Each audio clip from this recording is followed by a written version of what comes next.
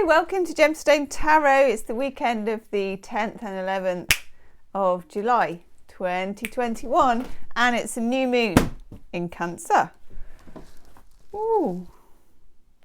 There is a little bit of astrological news for Sunday the 11th. Venus and Mars close to each other at sunset for next few days. Mercury enters Cancer. Thank you. Okay, we've had some astrological news. Then I thought what we would do, what is this tarot called? Kitchen Tarot. Kitchen Tarot. Val joined us, by the way. Look, she's absolutely zonkers. Come here, sweetheart. Oh, hi. We do some tarot. We're doing some tarot. She loves doing tarot. I want to say hi. You're very sleepy, aren't you? Very sleepy. Okay. Yeah, I thought I would do one. This is a major arcana only deck, which is made up of kitchen stuff. So I thought I would do one focus card for the new moon in Cancer so that we can have a little think about what we're focusing on and what the kind of flavour is of the seed. What the flavour? Kitchen Tarot flavour. Do you get that? Hey. I'm pretty good. Yeah. You know what I'm saying. Okay. Wheel of Fortune or the Lazy Susan. I'm still slightly mystified about this whole Lazy Susan business. Sorry, I'm getting a bit strangled by my own collar.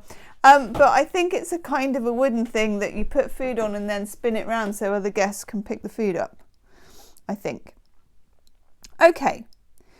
Wheel of Fortune is a very powerful card. I'm just seeing if there's anything actually written on here. There isn't really. It's a very powerful card. It's major arcana and it's not everything's going to be all right. It's not everything's going to be all wrong. It's just everything's going to be, and there's a lot to play for. What I might do is take a card to see what might be crossing or blocking us.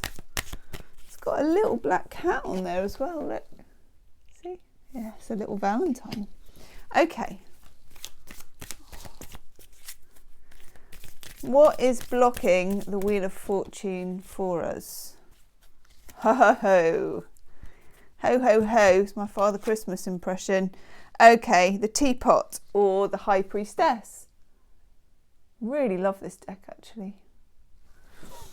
Okay, this is intuition, and of course intuition is a very Cancerian thing. Trust, intuition. Do you remember, I think it was yesterday, we did Starseed Oracle and we were talking about trusting. When nothing is happening, everything is happening. That's what it feels like to me. Trust and intuition. Okay, it's a very Cancerian thing.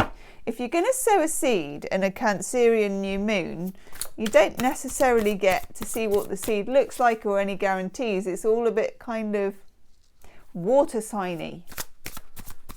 Could be like a water seed. I guess, is there gardeners out there? Is there such a thing as a water seed?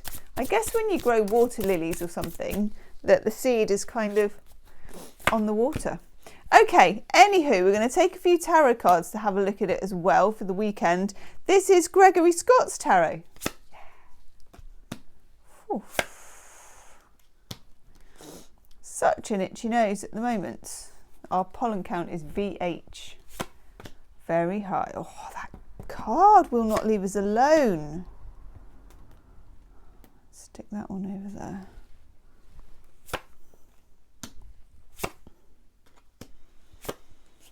God, there's a couple of cards that we had yesterday, I think it was.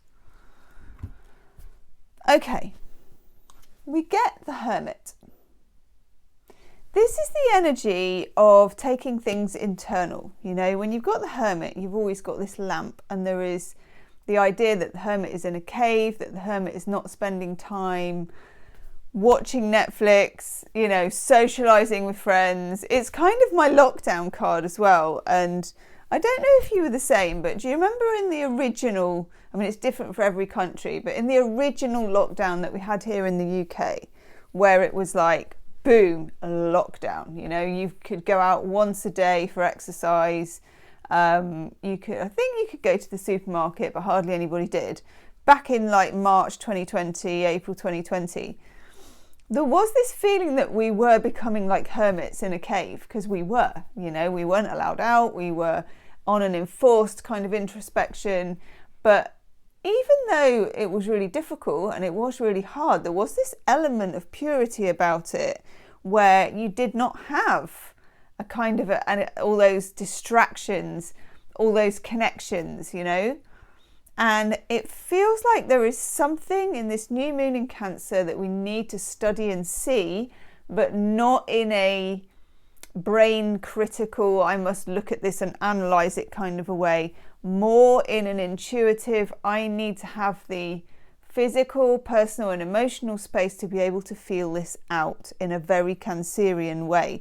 And some of what you have to feel out is definitely something that has occurred with somebody that has either annoyed you, or they've betrayed you, or there's just some kind of something in the background.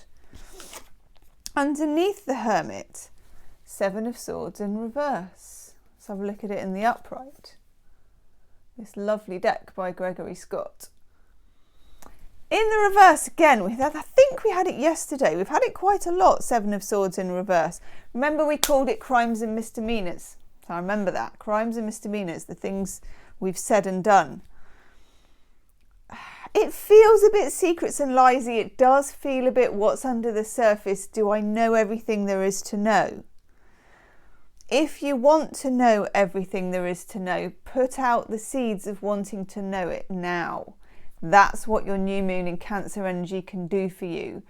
If you want to draw towards you people who are calm and centered and caring, put out the energy for that now. If you are finding it hard to be calm and centered and caring yourself, put out the energy that you can become what you want to receive. It's that kind of energy. Okay. Next to the Hermit and the Seven of Swords, got the Seven of Wands. Mars in Leo. Defensiveness, fighting to save what is yours, fighting to keep what is yours, fighting to get to what is yours. But at the same time, and we had the World card, didn't we, as well? We got the World. This is the reason why you find this so important. The reason why this is something you kind of need to dwell on and really get to the bottom of is because it doesn't just affect the next few days and weeks. I think it affects the next few months and years. It's like a whole world cycle of something, okay? Next to it, we got the Empress in reverse, which I think, again, we had yesterday. This is about not investing in something, it's all double negatives, only investing in things that are going to bear fruit, basically.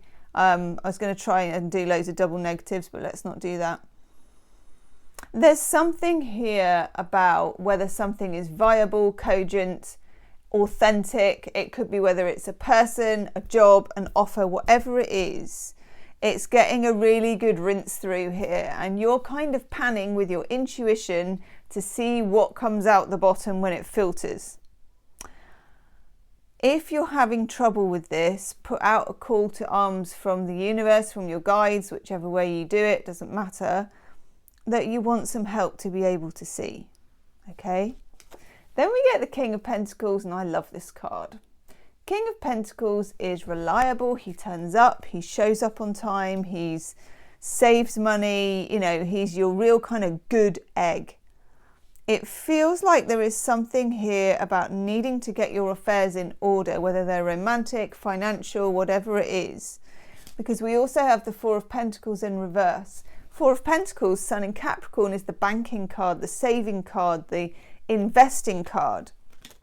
And it's next to King of Pentacles, who's like the banker, the saver, the investor king. Yes, you need to bank and save and invest, but it has to be in trustworthy places with trustworthy people. Then overall energy, I've got the Five of Swords. Venus in Aquarius. When you've got Five of Swords energy, it is the energy of somebody being a bit passive aggressive, or somebody, you know, in the traditional Rider-Waite, the Five of Swords is a battlefield, and someone's going around where other people have fought and taking up the swords and going, woohoo, you know. It's a bit sneaky. It's a bit of a game of chess. If you get the 5 and the 7 together, declare shenanigans. And I do. I declare shenanigans. There is some shenanigans, and there has been in the last few days of reading. Get into your High Priestess mode, because analytics isn't going to do it, overthinking isn't going to do it, and talking isn't going to do it. Get into your High Priestess mode. That will kind of make it apparent. It will make itself apparent to you when you get into the right channel for it to find you. Okay? We got there in the end. Leave me a comment, let me know how it resonates, and I'll see you soon. Namaste.